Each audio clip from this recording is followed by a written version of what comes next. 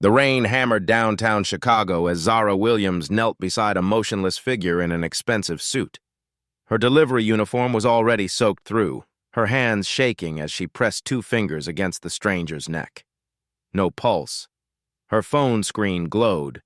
11:10 p.m. 5 minutes until the delivery company's deadline. 5 minutes before she'd lose $500 she didn't have. But this man was dying. "Sir, can you hear me?" She tilted his head back, checked his airway. Nothing. She had a choice. Save a stranger and lose everything or walk away and let him die. What Zara didn't know was that this stranger's identity would change her family's life forever. He didn't know that the person saving him was about to lose everything she'd worked for. Tomorrow, when he walked into her workplace, a twist 15 years in the making would finally reveal itself. But first, she had to choose. Earlier that morning, Zara's alarm pierced the silence at 5 a.m. She rolled over in the cramped studio apartment she shared with her 16-year-old brother Malik, reaching across to silence the phone before it woke him. The first thing she did every morning was touch the faded photograph on her nightstand. Her mother, Elena Williams, stood proudly in a white chef's uniform, holding baby Zara in her arms. The image was worn from years of handling. "Morning, Mama," Zara whispered like she had every day for the past 10 years. "Still trying to make you proud."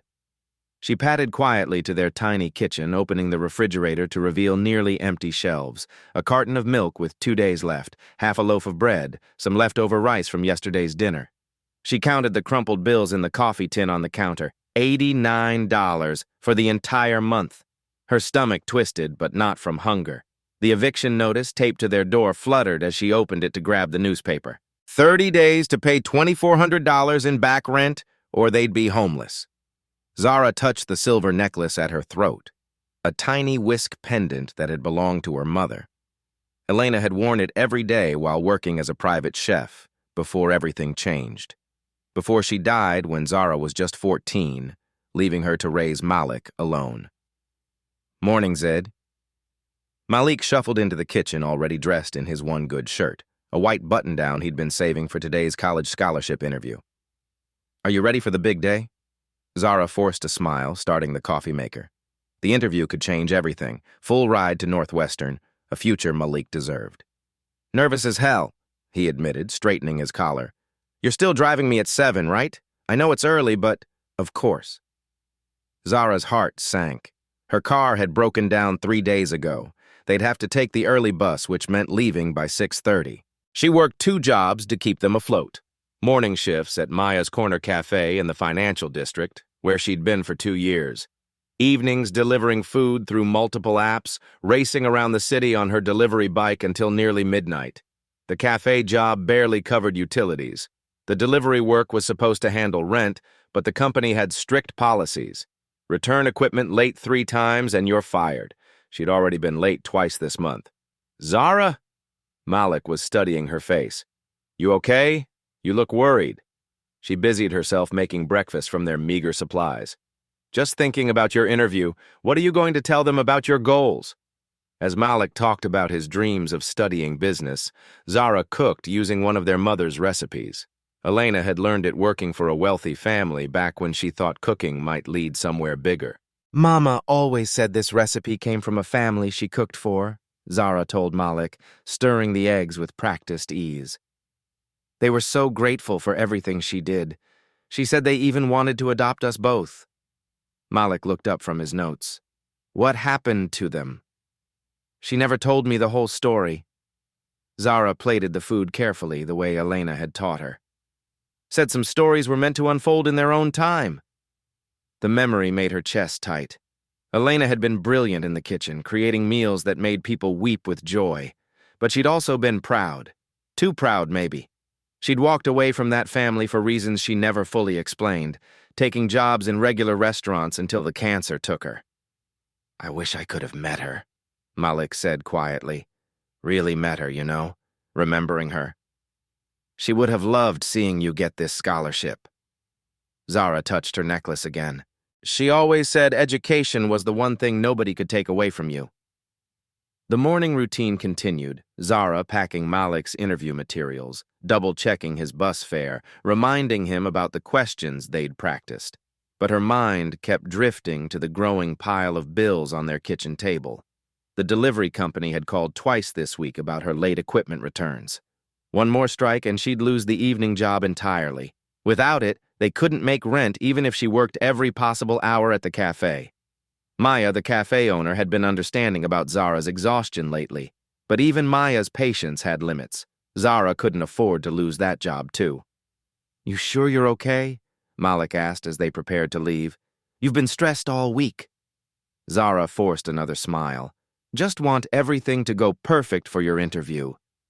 She hadn't told him about the eviction notice, hadn't mentioned that the delivery company was threatening termination. Malik had enough pressure without knowing their entire future balanced on a knife's edge. As they walked to the bus stop, Zara touched her mother's necklace one more time. Elena had worn it every day, believing it brought good luck to her cooking. Today, Zara needed all the luck she could get. "You know what Mama used to say?" she told Malik as their bus approached. "She said you never know when you'll need to save someone who matters." Neither of them knew that tonight, those words would be put to the ultimate test. 10:45 p.m. Zara's legs burned as she pedaled through the financial district, her delivery bag bouncing against her back. The autumn air had turned sharp, threatening rain. She'd been working since 6 a.m., 12 hours at Maya's cafe, then 5 hours of deliveries. Her phone showed 17 completed orders, enough to cover groceries for the week if she was lucky. But luck wasn't on her side tonight. Her delivery bike chain snapped 2 blocks from the drop-off location, sending her skidding to a stop on the wet pavement. She checked her phone. 10:47 p.m.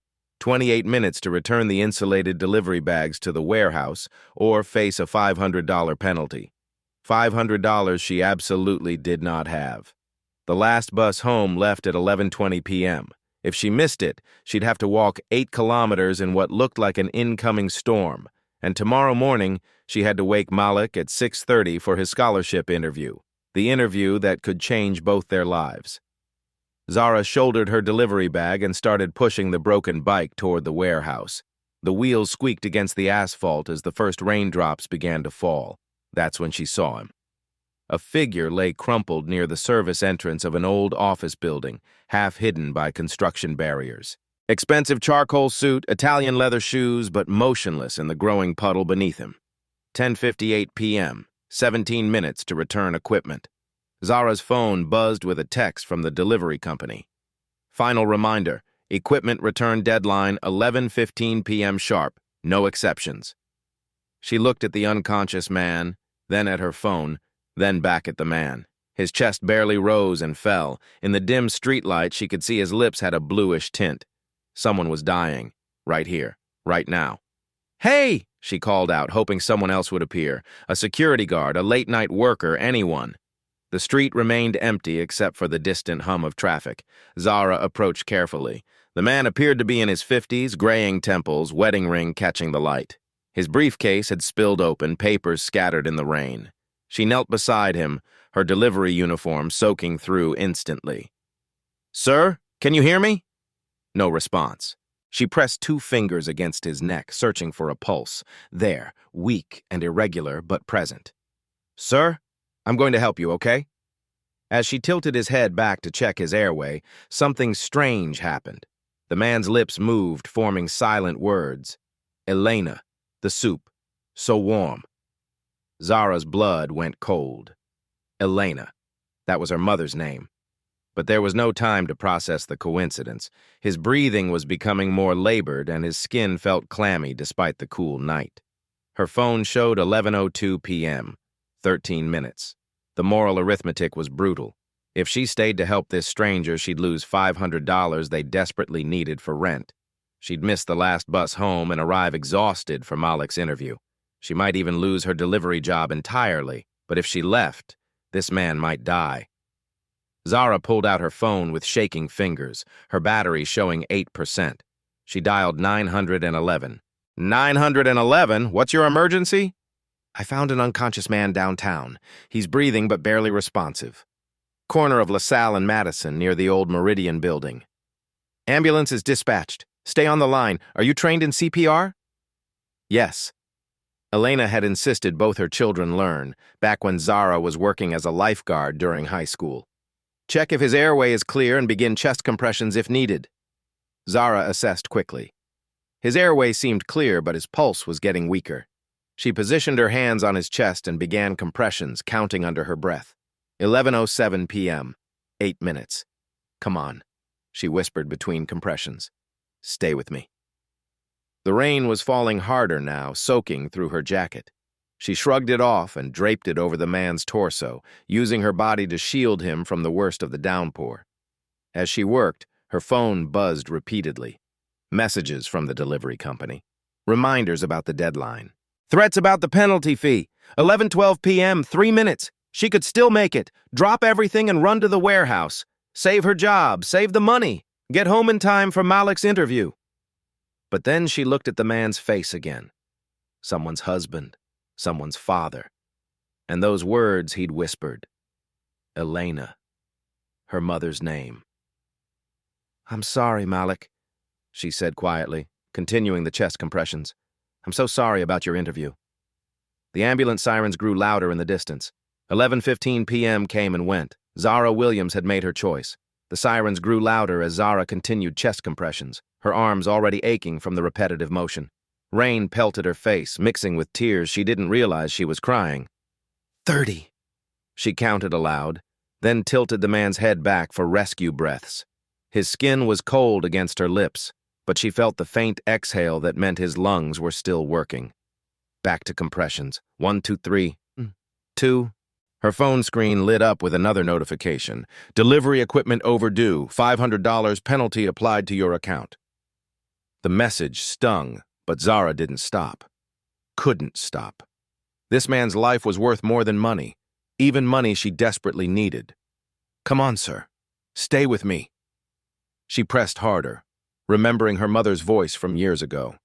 Zara, mija, you never know when you'll need to save someone who matters. Learn this well. The man stirred slightly, his eyelids fluttering. Zara felt a surge of hope, but his breathing remained shallow and irregular. Without thinking, she began humming, a soft lullaby her mother used to sing while cooking. Elena would hum this tune while stirring soup, while kneading bread, while teaching Zara the recipes that connected them to something larger than their small apartment. Something remarkable happened. The man's breathing seemed to steady as she hummed. His face, which had been twisted in unconscious pain, relaxed slightly. That's it, Zara whispered. You recognize that, don't you? Somehow you know that song. The ambulance rounded the corner, red and blue lights painting the wet street in urgent colors. Zara had been performing CPR for 18 minutes straight, her arms screaming in protest, but she didn't stop until the paramedics took over. Ma'am, step back, please. We've got him. 2 EMTs quickly assessed the situation, while a third rolled a stretcher closer. Zara backed away, suddenly shivering as the adrenaline wore off and the cold rain penetrated her soaked uniform. Good work, the lead paramedic called over his shoulder. How long were you doing compressions? Since 11:02, Zara replied, checking her phone. The screen showed 11:23 p.m., 21 minutes. Jesus, you probably saved his life. Most people give up after 5. As they loaded the man onto the stretcher, his hand suddenly shot out, grasping weakly at Zara's necklace. His eyes opened for just a moment, confused, unfocused, but somehow desperate. Elena's whisk, he whispered, his voice barely audible over the rain. She always wore Elena's whisk. Zara's heart stopped. She looked down at her mother's necklace, the tiny silver whisk pendant catching the ambulance lights. How do you know about my mother's necklace? She asked, leaning closer. But the man's eyes had closed again, and the paramedics were already moving toward the ambulance. Elena saved me, when I was 7. His words faded as the oxygen mask covered his face. Wait! Zara called out, following the stretcher. What did you say about Elena, about my mother? The EMT held up a hand. Ma'am, we need to get him to the hospital now. His vital signs are still unstable. Can I come with you? I need to know what he meant about, are you family? No, but... Then I'm sorry. Hospital policy. The ambulance doors slammed shut and Zara was left standing alone in the rain, her mind reeling. How could this stranger know about her mother's necklace? How could he know Elena's name? Her phone buzzed. Another message from the delivery company. Immediate response required. Report to warehouse tomorrow 9 a.m. for account review. 11:25 p.m. The last bus had already left. Zara looked around the empty street, water dripping from her hair, her uniform clinging to her shivering body. 8 kilometers to home. In her current state, it would take nearly 2 hours. She started walking. Each step was agony. Her legs, already exhausted from 12 hours of work, protested against the additional miles. Her phone died somewhere around the 3rd kilometer, leaving her alone with her thoughts and the stranger's mysterious words. Elena's whisk. How could he possibly know? The rain had soaked through every layer of clothing by the time she reached her neighborhood. Her teeth were chattering uncontrollably, and she could feel the beginning of a fever building behind her eyes. She climbed the 3 flights to their apartment at 1:47 a.m., fumbling with keys that felt foreign in her numb fingers. Inside, Malik was asleep at the kitchen table, his interview notes spread around him, his head pillowed on his arms. Zara's heart broke a little more. He'd waited up for her, probably worried when she didn't answer her phone. Now she'd have to wake him in less than 5 hours for the most important interview of his young life. She set 6 different alarms on her phone, though she wasn't sure she'd hear them through what felt like an approaching wall of exhaustion and illness. Her body was already betraying her, muscles aching, head pounding, throat scratchy from the cold rain. In the bathroom mirror, she looked like a ghost, pale, hollow-eyed, shivering despite being inside. She changed into dry clothes and crawled into bed, still wearing her mother's necklace. As she drifted toward unconsciousness, the stranger's words echoed in her mind. Elena saved me when I was 7. What had her mother never told her? What story was meant to unfold in its own time? Outside her window, somewhere across the city, Richard Hartwell was conscious in a hospital bed, asking the night nurse about the young woman with Elena's necklace and whether anyone had gotten her contact information. The nurse told him she was sorry, but they had no record of his rescuer beyond a first name, Zara. Richard closed his eyes, tears of gratitude mixing with 15 years of regret. After all this time searching, Elena's daughter had found him, and just like her mother, she had refused to let him die. Tomorrow, he will find her. Tomorrow, he would finally be able to fulfill the promise he'd made to a 7-year-old boy in a hospital bed and to Elena Williams' memory. But tonight, Zara Williams fell asleep not knowing that her world was about to change forever, that her mother's greatest sacrifice was about to bear fruit in ways Elena could never have imagined. She only knew that she'd made the right choice, even if it cost her everything. 6 a.m. came like a slap. Zara's phone alarms blared, but her body refused to respond. Fever burned behind her eyes and every muscle ached from the previous night's ordeal. Zara! Malik's voice seemed distant. Zara, wake up! My interview is in an hour.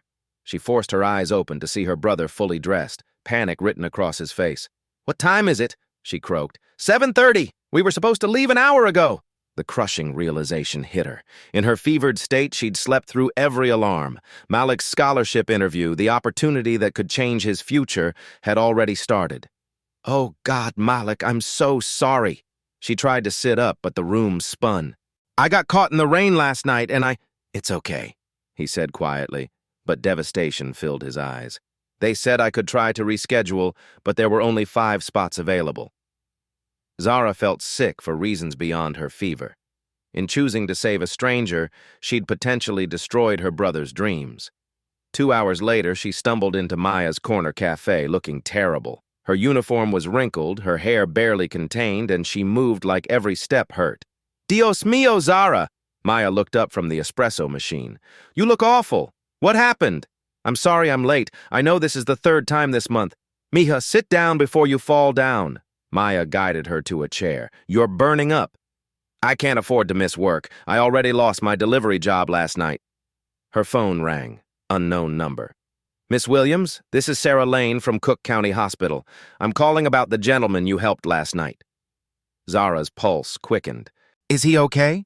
He's fully recovered, thanks to you. Mr. Hartwell wanted me to express his gratitude properly. Maya's eyebrows shot up. Hartwell?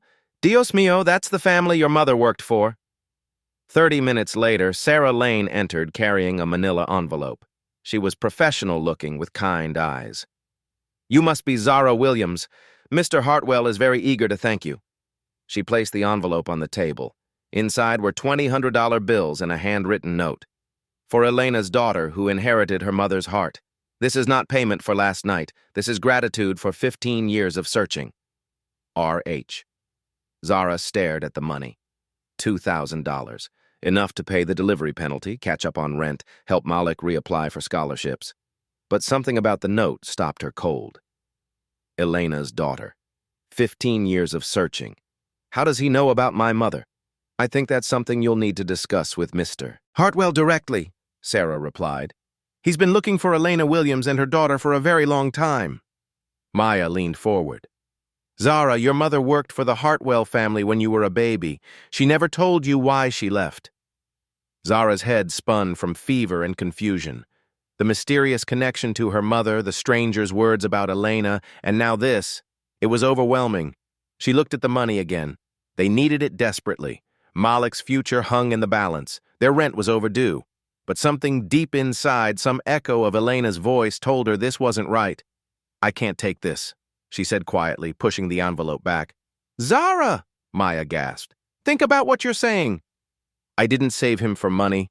I saved him because it was right, just like my mother taught me. Sarah smiled knowingly. Mr. Hartwell said you might react this way. He asked me to give you this. She placed a business card on the table. His private number. He said some conversations are 15 years overdue. The card read, Richard Hartwell, CEO, Hartwell Industries. As Sarah left, Maya shook her head. Your mother's pride, Mija. It's both your greatest strength and weakness. But Zara stared at the business card, pieces of a puzzle slowly clicking into place. Tomorrow, everything will change. During the lunch lull, Maya poured coffee and sat across from Zara, who was nursing her third cup of tea. Mija, there are things about your mother's time with the Hartwells that I never told you, Maya began carefully. Zara looked up from Richard's business card. What kind of things? Elena worked for them for almost 2 years when you were a baby. Beautiful house in Lincoln Park, more money than you could imagine. But it wasn't just a job. She loved that family, especially the little boy. Little boy? Richard, maybe 7 or 8 years old, sweet child but sickly, had allergies to everything, spent half his time in hospitals. Maya's eyes grew distant. Your mother had a gift with him. He trusted her completely. Zara felt something stir. What happened? One day, Elena came home early, crying like I'd never seen. She was carrying you and a box of her things, said she could never go back. Why? Maya hesitated. She wouldn't tell me everything, but there was some emergency with the boy. Elena had to save his life. The family was so grateful they wanted to give her everything, house, car, money, even adopt both of you. Zara's hand went to her necklace.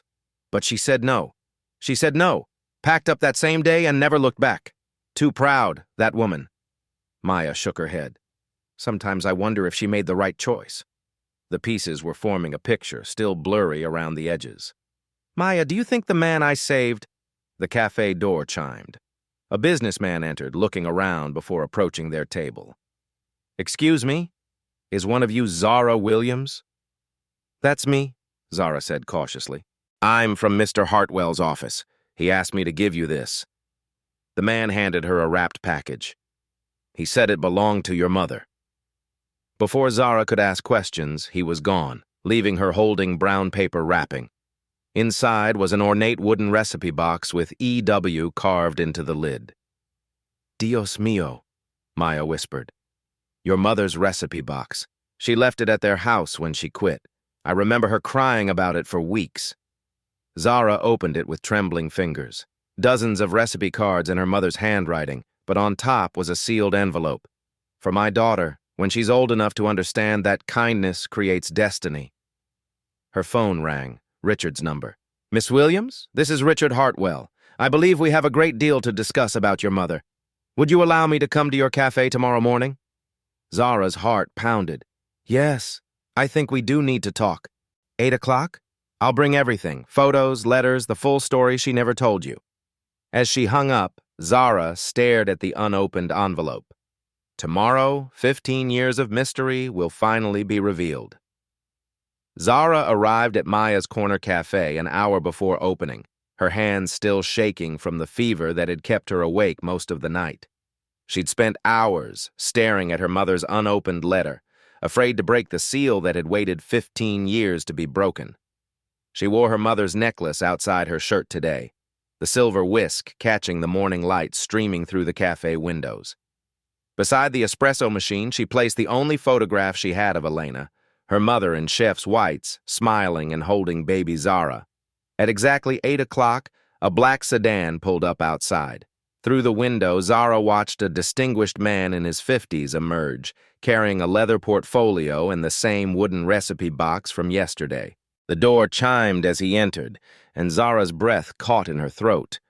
It was definitely the man from the street, healthy now, wearing an impeccable navy suit, but unmistakably the same person she'd saved. "You," she whispered, her coffee cup trembling in her hands. "Zara Williams." His voice was warm, emotional. "You have her eyes and her hands." Elena had the most graceful hands when she cooked. They stood there for a moment, both fighting back tears before they'd even begun to speak. "How did you find me?" Zara asked as he approached the counter. "I asked the hospital for your information, but they couldn't give it to me, so I hired someone to find the woman who saved my life." He gestured around the cafe. "All I knew was your first name and that you'd mentioned working at a coffee shop in the financial district." Maya emerged from the back room, took one look at Richard Hartwell, and immediately understood. "Mijo, you grew up," she said softly. Richard smiled.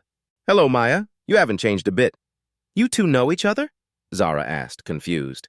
"Maya used to visit your mother sometimes when Elena worked for our family," Richard explained. "Maya, your employee saved my life 2 nights ago."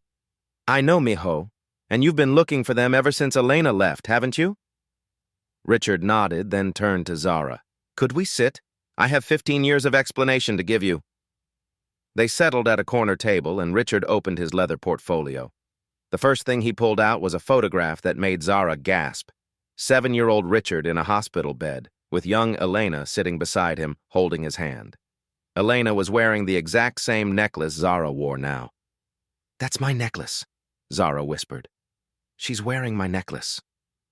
"She never took it off during the 2 years she worked for us," Richard said gently. "She said it reminded her that cooking was about love, not just technique." He pulled out more photos. Elena in the Hartwell kitchen, teaching young Richard to crack eggs.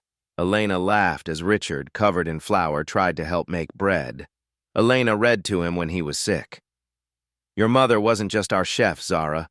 She was family. She took care of me when my parents were traveling for business, which was often. She was the most constant, loving presence in my childhood." Zara studied the photos, seeing a side of her mother she'd never known existed. Elena looked happy in these pictures, fulfilled in a way Zara rarely remembered. "What happened?" Zara asked. "Why did she leave?" Richard's expression grew serious. "I had a severe peanut allergy that we didn't fully understand at the time. One afternoon I was 7 years old, playing in the pantry while Elena prepared dinner. I found a tin of cookies that a neighbor had brought over.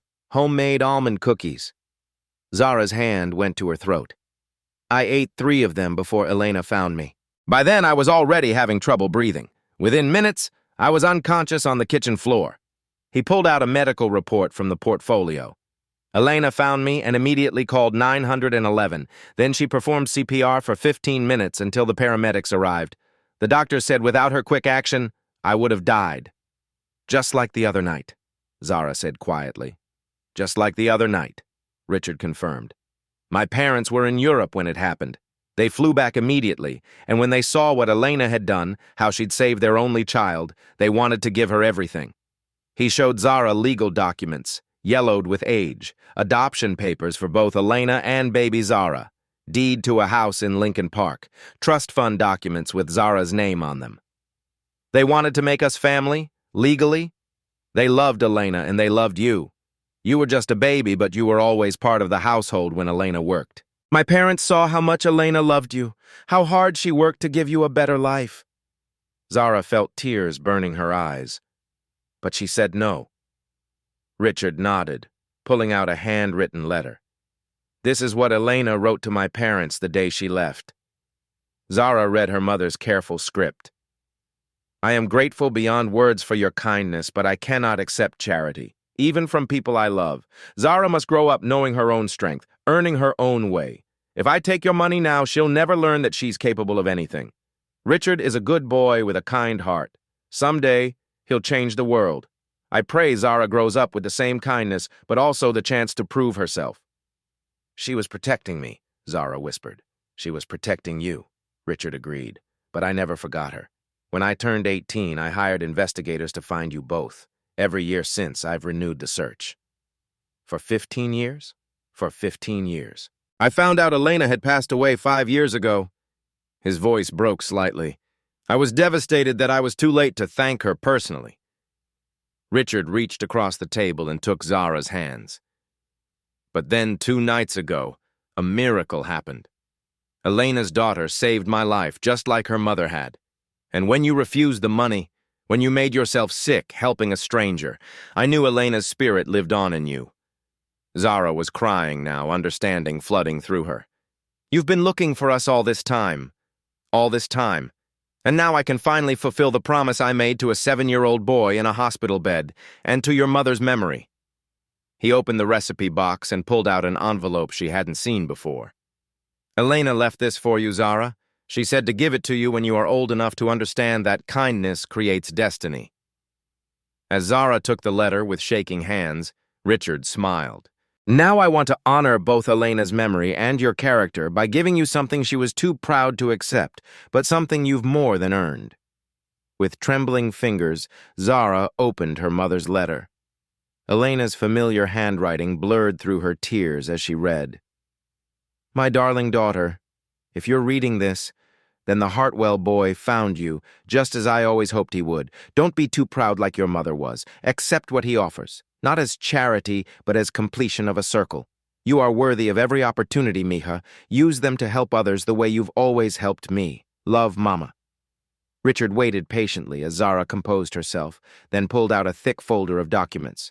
Zara, I want to create the Elena Williams Foundation for Community Culinary Arts, with you as the executive director and primary beneficiary. A foundation in my mother's name? Your mother believed cooking was about feeding souls, not just bodies. I want to honor that vision. Richard spread the papers across the table. Full scholarship to the Culinary Institute of America. They already have a spot reserved for you in their next incoming class. Zara stared at the acceptance letter with her name on it. But I never applied. I've been keeping applications active for years, hoping we'd find you. But this isn't charity, Zara. This is inheritance. This is what your mother earned 15 years ago when she saved my life. He pulled out architectural drawings. I want you to develop Elena's Kitchens, a chain of community restaurants serving healthy, affordable food in neighborhoods that need it most, starting right here. The drawings showed Maya's Corner Cafe transformed into something beautiful, larger kitchen, community seating, a teaching space for cooking classes. Maya would become our first franchise partner with full equity ownership, Richard continued. She's already agreed, contingent on your participation. You already talked to Maya? I talked to Maya this morning. She's been waiting 15 years for this conversation, too. Richard pulled out financial documents. While you're in culinary school, you'll receive $100,000 annually for living expenses and to begin developing the Elena's Kitchen concept. After graduation, $150,000 as executive chef director, plus 40% ownership in the foundation. Zara's head was spinning. Richard, this is too much. I can't possibly... Your brother Malik's college education will be fully funded, Richard interrupted gently. Any school he chooses, plus a summer internship program at Hartwell Industries if he's interested in business. The mention of Malik hit her like a physical blow. He missed his scholarship interview because of me, because I chose to save you instead of getting home on time. I know, and I'm going to personally call Northwestern's admissions office this afternoon. When they hear the full story of why he missed that interview, I guarantee you they'll not only reschedule, they'll be honored to have him. Richard leaned forward, his expression earnest. Zara, your rent debt, The delivery company penalty, everything. It's all handled as of this morning. You'll never face eviction again. I don't understand why you're doing all this. Richard pulled out a crayon drawing carefully preserved behind glass. Stick figures of a woman and a little boy with childish handwriting that read, "I will help people like Elena helped me." I drew this in the hospital when I was 7 years old. I promised myself that someday I'd find a way to help people the way your mother helped me. Every charitable foundation I've started, every scholarship I've funded, every community program Hartwell Industries supports, it all started with Elena's example. He showed her newspaper clippings spanning decades. Richard's face in business journals, but the articles focused on his philanthropic work. Homeless shelters, food banks, educational programs. Elena didn't just save my life that day. She shaped who I became. She showed me that real power comes from helping others, not accumulating wealth. Zara picked up one of the articles. Hartwell Industries named Chicago's most generous corporate citizen. I've spent my entire adult life trying to live up to your mother's example, and now I can finally complete the circle by helping her daughter achieve what Elena always dreamed of. Richard pulled out the final document, architectural plans for a larger facility. The first full Elena's Kitchen will be built in your old neighborhood, exactly where your mother always talked about opening a restaurant someday. You'll design the menu using her recipes from this box, hire from the community, and create the kind of place Elena envisioned. "A place that feeds souls," Zara whispered, remembering her mother's words. "Every Elena's Kitchen will offer job training programs, cooking classes for families, and affordable meals for anyone who needs them. You won't just be running restaurants, Zara. You'll be changing communities." The magnitude of it was overwhelming. "Richard, I'm a delivery girl who works at a coffee shop. I don't know anything about running a foundation or—" "You're Elena Williams' daughter," Richard said firmly. "You have her heart, her instincts, and her courage. 2 nights ago, you proved that by choosing to save a stranger even when it cost you everything." He reached across the table and placed his hand over hers. "This isn't about me repaying you for the other night. This is about fulfilling a promise I made to a 7-year-old boy who owed his life to your mother. This is about honoring Elena's memory by giving you the opportunities she was too proud to take." Zara looked around the cafe, at Maya watching hopefully from behind the counter, at the photos of her mother scattered across the table, at the future spread out in documents and dreams. "My mother really would have wanted this?" she asked quietly. Richard smiled, his eyes bright with tears. "Read her letter again. She knew this day would come, Zara. She prepared you for it."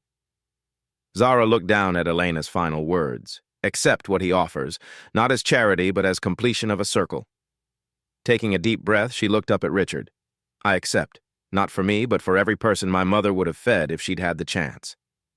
"Welcome to the Elena Williams Foundation," Richard said, standing to shake her hand. "Your mother would be so proud." 6 months later, Zara Williams stood in the pristine kitchen of the Culinary Institute of America, her chef's whites bearing the embroidered logo Elena's Kitchen over her heart. She was demonstrating knife techniques to her advanced cooking class, but her movements carried something beyond textbook precision. They held the soul of every recipe her mother had taught her.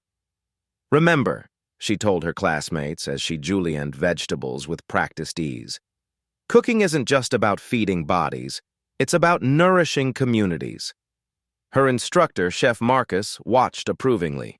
In all his years of teaching, he'd rarely seen a student with such natural leadership and vision.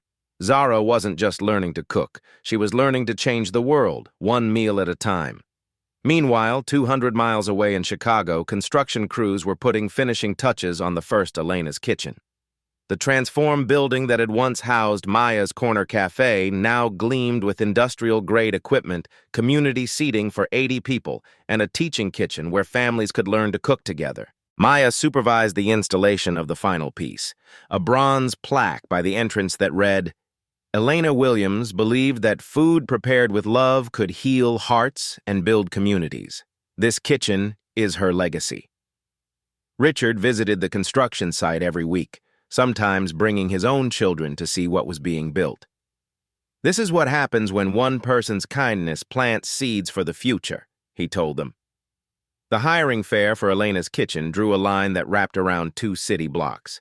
Zara had insisted on a hiring philosophy that prioritized second chances: formerly incarcerated individuals, single mothers returning to work, immigrants seeking their first opportunity in America. Among the new hires was Carmen Rodriguez, a single mother of 3 who had been surviving on minimum wage and food stamps. When Elena's kitchen offered her a full-time position with benefits, health insurance, and on-site childcare, she cried in the interview. "I never thought someone would take a chance on me," Carmen told the local news reporter covering the story. The menu development process brought Zara home every weekend, working alongside Maya to recreate Elena's recipes from the wooden box.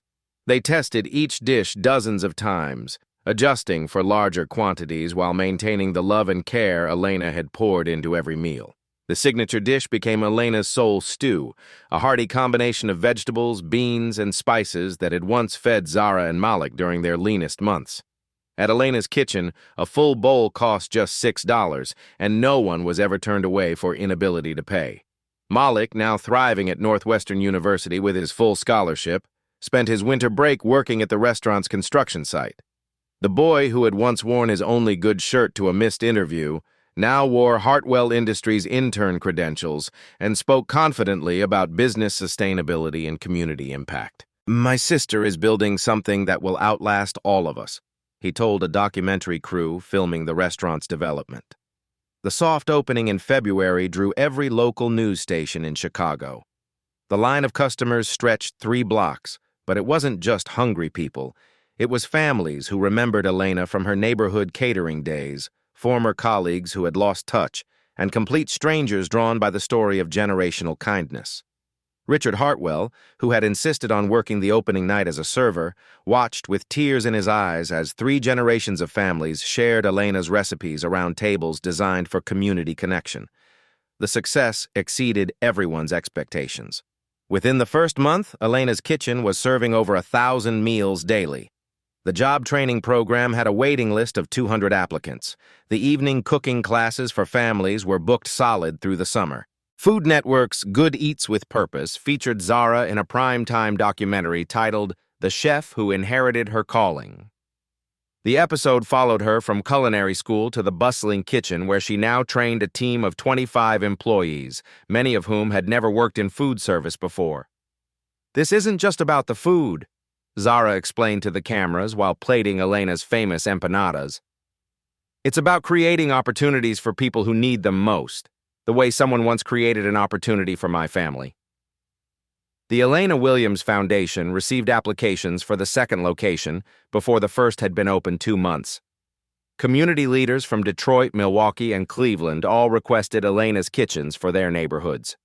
By the end of Zara's first year in culinary school, Elena's kitchen had served over 200,000 meals, created 85 permanent jobs, and graduated 150 people from its job training programs. Local food insecurity dropped by 35% in the surrounding neighborhood. But the most meaningful moment came on a quiet Tuesday evening when Carmen Rodriguez, the single mother hired on opening day, was promoted to assistant manager. "Elena Williams saved more lives than she ever knew," Carmen said, accepting her new apron with assistant manager embroidered below the Elena's Kitchen logo. 2 years later, Zara Williams walked through her old neighborhood on a crisp autumn evening, barely recognizable as the exhausted delivery girl who had once struggled to make rent. At 26, she carried herself with quiet confidence, wearing a tailored chef's coat embroidered with Executive Director Elena Williams Foundation. But around her neck, she still wore her mother's silver whisk necklace. The neighborhood had transformed alongside her. Where empty storefronts once lined the streets, new businesses now thrived: a bookstore, a community health clinic, a small market, all drawn by the economic activity generated by Elena's kitchen. As Zara walked past the bronze plaque commemorating her mother, she noticed a young woman sitting on the bench nearby, crying over eviction papers. 2 small children played at her feet. The scene was achingly familiar. Without hesitation, Zara approached. "Excuse me, are you okay?" The woman looked up with tear-stained cheeks.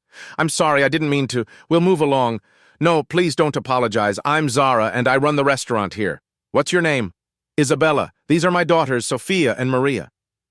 Are you looking for work, Isabella? Because we have an opening in kitchen management and we provide childcare and housing assistance.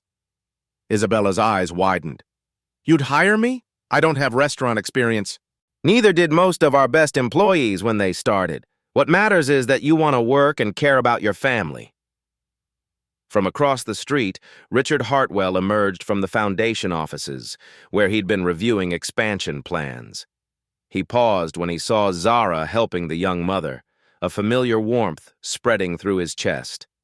This was Elena's true legacy, not just the restaurants, but the way kindness multiplied, creating endless ripples of compassion.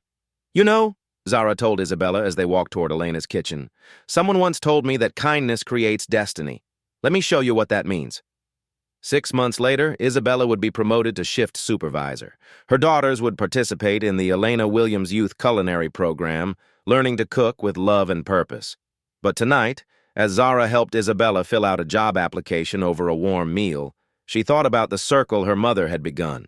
How one act of courage could echo through generations, creating opportunities, changing lives, building communities. Elena Williams had saved a 7-year-old boy who grew up to save her daughter, who now saved others in an endless chain of kindness.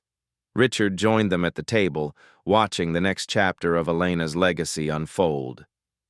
Your mother is smiling somewhere, he told Zara quietly. Some people live on through their children. Elena Williams lived on through every life her daughter touched. Elena's story reminds us that the kindness we show today can echo through generations in ways we never imagine. One mother's courage to save a child created a legacy that transformed countless lives, proving that no act of love is ever truly forgotten. You never know when the person you help today might become the one who changes your tomorrow, or when your sacrifice might plant seeds that your children will harvest. Think about this. Who in your life showed you kindness when you needed it most? How can you honor their memory by helping someone else? What legacy of compassion will you leave behind? Share your story in the comments. Tell us about a time when someone's kindness changed your path, or when helping a stranger led to something unexpected. If Elena and Zara's journey moved you, hit that like button and subscribe for more incredible stories that prove love transcends time. Ring that notification bell because every week we share tales that restore your faith in human goodness. Remember, every act of kindness plants seeds for the next generation to harvest. At Black Voices Uncut, we don't polish away the pain or water down the message. We tell it like it is because the truth deserves nothing less. If today's story spoke to you, click like, join the conversation in the comments, and subscribe so you'll be here for the next Uncut Voice.